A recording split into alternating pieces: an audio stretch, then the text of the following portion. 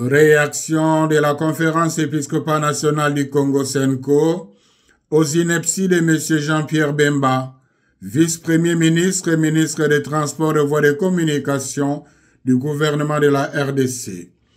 La Senko a suivi avec grande consternation, mais sans réelle surprise, les inepties de M. Jean-Pierre Bemba sur les ondes de la radio Top Congo en date du 9 juin 2025. Ici est de noter que, depuis la période électorale de 2023 jusqu'à ce jour, M. Jean-Pierre Bemba s'est attribué un rôle extrêmement dangereux, celui de proférer avec une légèreté déconcertante des allégations récurrentes, gratuites et infondées contre la Senko.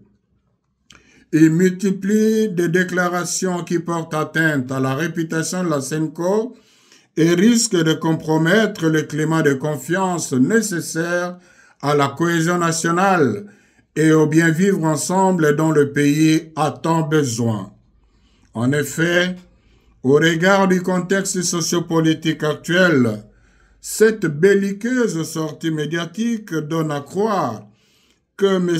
Jean-Pierre Bemba peine à accepter l'option courageuse et salutaire prise par les institutions de la République et l'ensemble de la nation, celle de résoudre par des voies pacifiques la crise actuelle qui menace l'unité nationale et l'intégrité territoriale. Il y a lieu de se demander si, avec ces propos, M. Jean-Pierre Bemba veut ramener le pays à l'époque où il avait fait tuer les innocents à Kisangani et à Kinshasa. Fidèle à sa mission prophétique, l'Église catholique tient à son engagement à promouvoir et à défendre la paix dans notre pays. Il est donc inacceptable qu'un homme public mis par des considérations personnelles et une animosité manifeste envers ses concitoyens s'autorise à défier la raison, le bon sens et le respect dû aux institutions. Par ailleurs, il est étonnant que malgré la gravité des propos tenus par M. Jean-Pierre Bemba, il n'y ait aucune réaction des institutions de la République et de sa hiérarchie. Normalement, le procureur général, près la Cour de cassation, ainsi que l'Assemblée nationale, devraient se saisir d'office de ce dossier pour faire toute la lumière sur les différentes allégations et en tirer les conséquences de droit.